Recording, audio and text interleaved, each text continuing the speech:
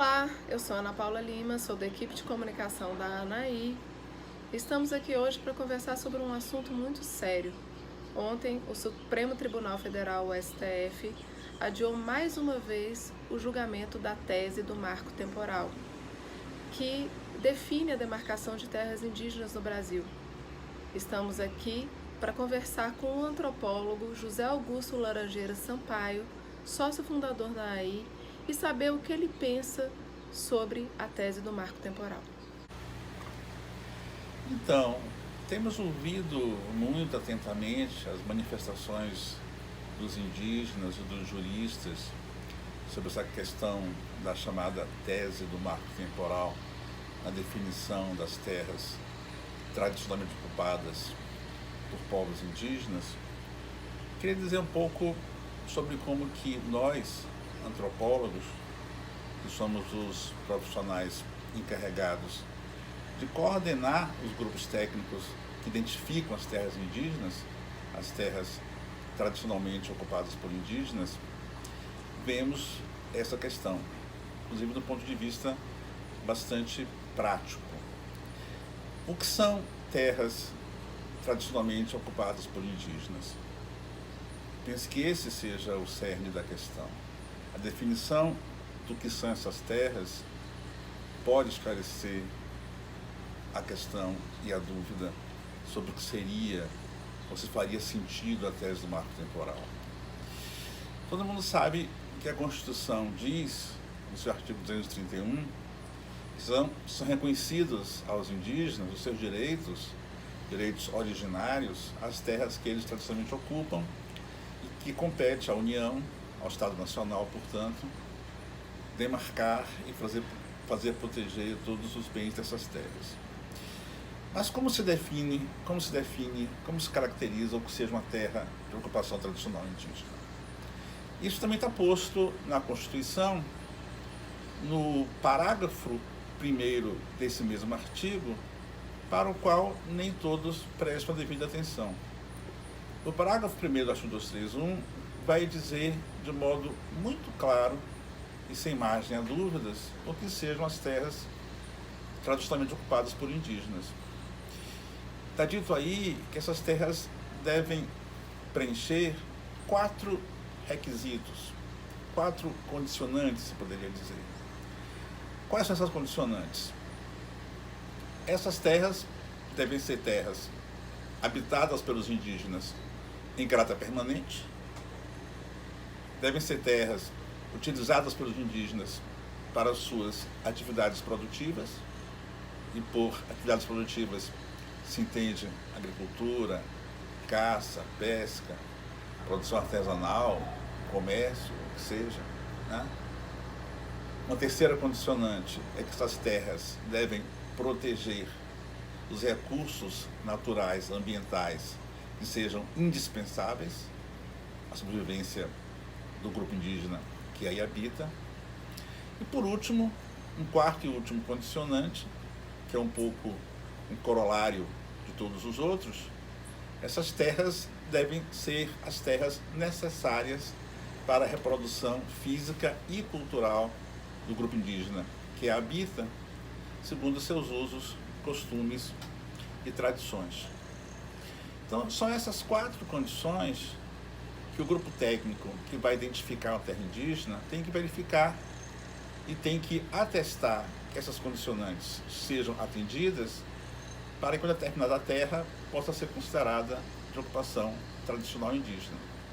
Ela deve ser habitada pelos indígenas em caráter permanente, os índios têm que residir dentro desse território, ela deve ser uma terra utilizada pelos indígenas para suas atividades produtivas, todas elas. Devem ser terras que possam proteger os recursos naturais indispensáveis à sobrevivência e à segurança ambiental do grupo. Aí você vai incluir, claro, reservas de mata, fontes de água, matéria-prima, etc. E por último, né, essa condição que abrange todas as outras, deve-se atestar que essas terras são necessárias à reprodução física e cultural do grupo. E não é reprodução física e cultural qualquer. A reprodução física e cultural segundo seus usos, costumes e tradições.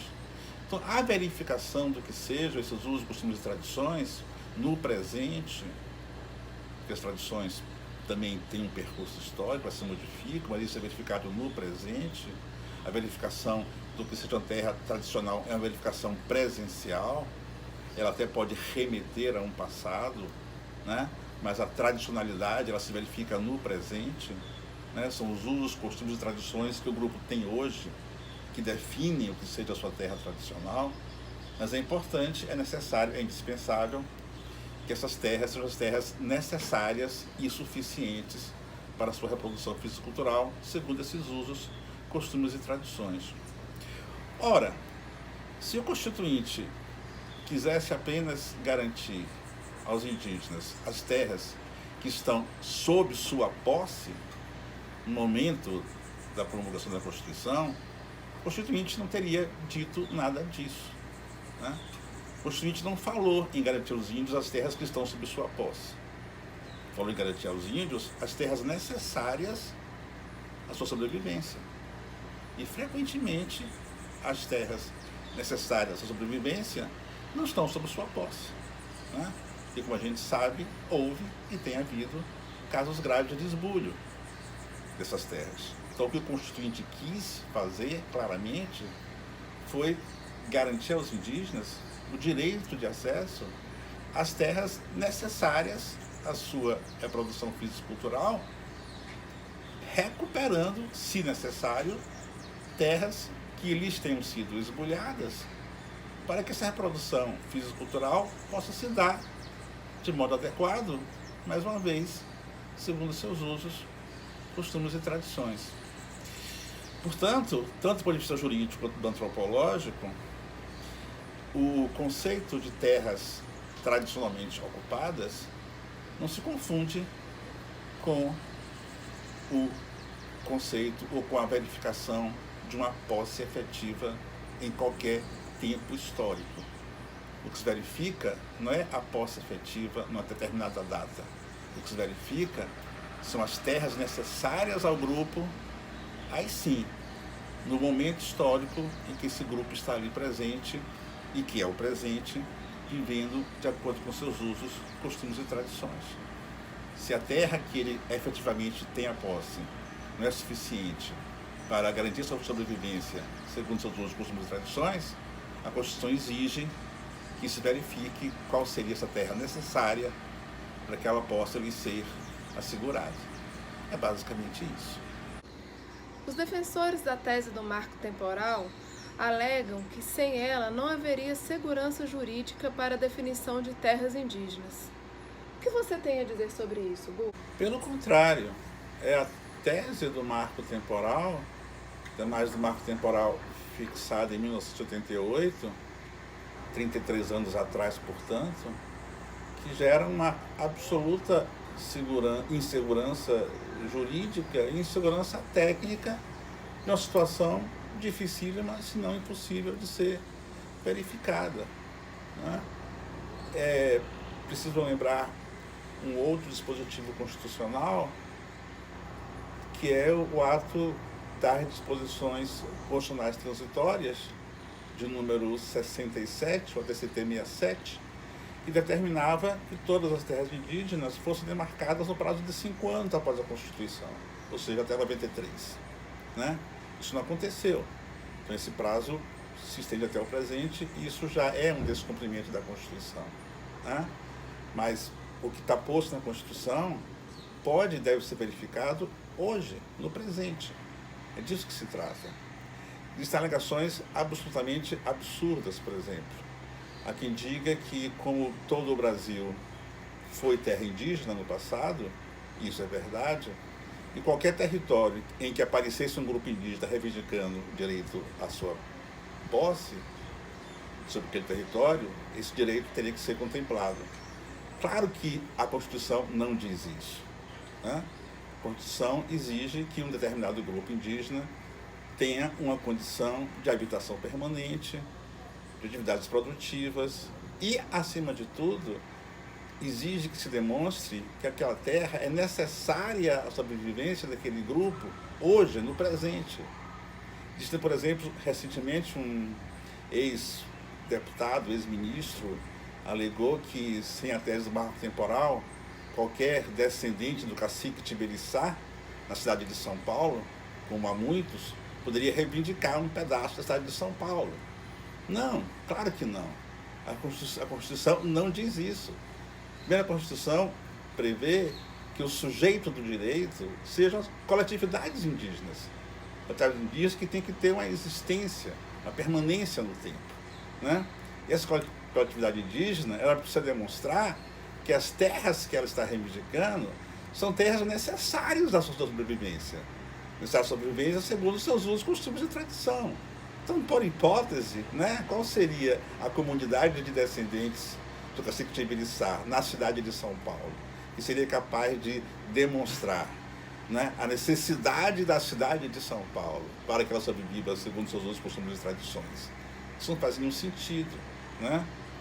O que a Constituição garante é o direito das terras que sejam necessárias e suficientes às comunidades indígenas existentes, presentes hoje, nos territórios que elas ocupam hoje, né? Se vocês quiserem falar de marco temporal, vamos falar de marco temporal. Mas o marco temporal não é 1988. O marco temporal é hoje, é o presente. Temos que verificar quais são as terras necessárias aos grupos indígenas atuais, no tempo presente, segundo seus usos, costumes e tradições. São essas as terras a que os índios têm direito. As terras que lhes são necessárias hoje, onde eles estejam hoje, enquanto coletividades vivendo seus usos, costumes e tradições. Então, se alguém quiser demonstrar que um determinado território pleiteado por um grupo indígena não lhes deve ser de direito, precisa ser demonstrado em contrário, não é que eles não estavam ali em 88. O que precisa ser demonstrado em contrário, pela Constituição, é que aquela terra que estão reivindicando não lhes é necessária. Não lhes é necessária para garantir a sua reprodução física e cultural, segundo suas tradições. Isso tem que ser demonstrado, né? E isso é perfeitamente possível de ser demonstrado tecnicamente. Há parâmetros bastante seguros. Habitação permanente, atividades produtivas, indispensabilidade de preservação de recursos naturais. Se você demonstrar que a terra pleitada por indígenas não atende a esses requisitos, ela não será indígena. Então, o que importa não é se os índios estavam ali em 88. O que importa é que essa terra seja ou não seja indispensável, necessária à sua reprodução física e cultural, segundo seus usos, costumes e tradições. É disso que se trata, é isso que tem que ser discutido. Essa discussão se dá no presente. O marco temporal é o presente, mas é um presente que fala não de posse afetiva, não de domínio afetivo, mas de necessidade de reprodução física para o grupo, segundo os costumes e tradições. Então, agora, para encerrar, Guga, você quer dizer mais alguma coisa? Sim, eu quero terminar pedindo aos povos indígenas, seu movimento, suas organizações que têm sido tão fortes, tão dedicadas, que nos ajudem a esclarecer essas questões, né? Que nos ajudem a tornar público esse debate, que nos ajudem a que as pessoas, a que os senhores juízes, de fato entendam qual é a correta interpretação da nossa Constituição. Se o que estamos buscando é segurança jurídica, do ponto de vista técnico, antropológico, a caracterização de terras indígenas, à luz da Constituição, é muito segura. E ela já oferece segurança jurídica. Ela só precisa ser corretamente entendida. É disso que se trata. Se a gente conseguir chegar a um bom entendimento disso, nós vamos ter a segurança das terras indígenas, vamos ter segurança jurídica, vamos ter segurança também para aqueles que têm receios de que as terras indígenas possam lhes usurpar direitos. Elas não farão isso.